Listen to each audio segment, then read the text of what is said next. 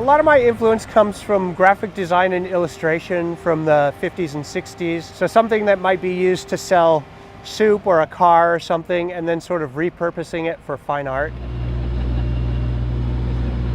When there's a big hand-painted mural on the side of a wall, it takes it out of just being a completely corporate sort of structured environment and puts it a little bit more into the human.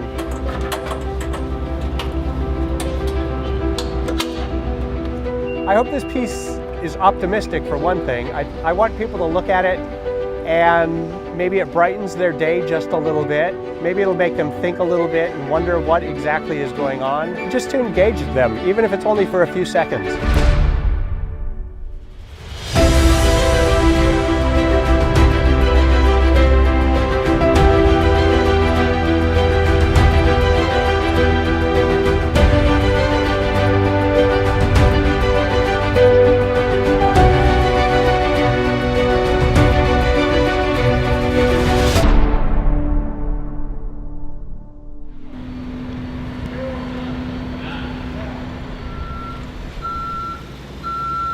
My family is Russian and Polish, and so a lot of my work is based off of the traditional folk art that I grew up with. So I kind of take what I knew growing up with what I'm learning as I'm getting older, and I mesh them together.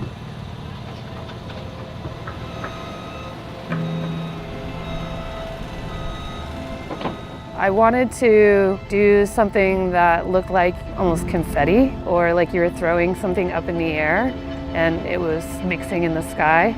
So I decided to base it off of flowers and sort of like the little sparkly things you see in your eyes when you're squinting at the sun, and then throw in a few kites.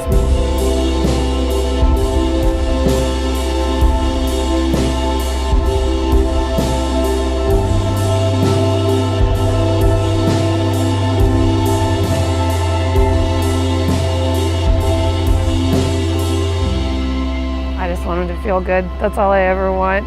I think it's a tall order for most people, so hopefully they'll just feel good about the environment they're in.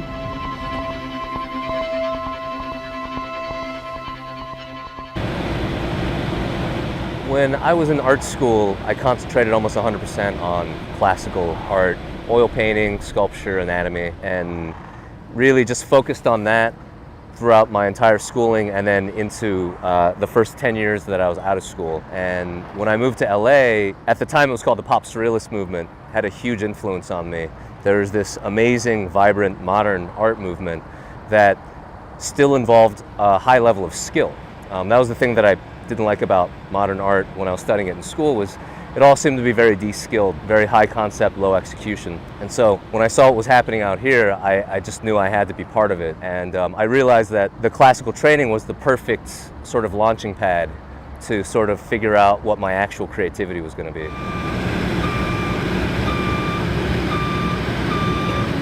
Probably one of my favorite sort of modern trends is this need that all of these new developments have for putting artwork into their construction and actually planning for it. I think it's absolutely important. I think that public art brings so much more to any development, any neighborhood. I think that people are intrigued by it, especially the larger the scale, and it's just an amazing path forward for a lot of artists.